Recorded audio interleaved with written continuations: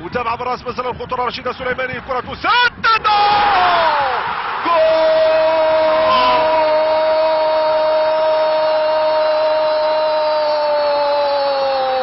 يتذكر الايام الخوالي لما كان مهاجما، لما كان هدافا بسريع واتزم، لما سجل ازيد من 37 هدف.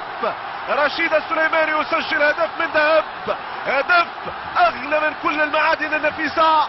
الرجاء يتقدم ب1-0، وانا اذكر ان الرجاء في اخر انتصاراته امام الاتحاد كانت في الوقت البدل ضاع. الرجاء 1-0 امام الفتح الرباطي في وقت صعب جدا، في وقت قاتل، في وقت حساس، في وقت صعب جدا على اي نادي في اي بطولة في اي قارة من قارات العالم الخمس. الرجاء البيضاوي متقدم ب1-0، 1-0. انتظر الوقت المناسب، انتظر الزمن المناسب امام فريق منظم لا يستحق الخسارة.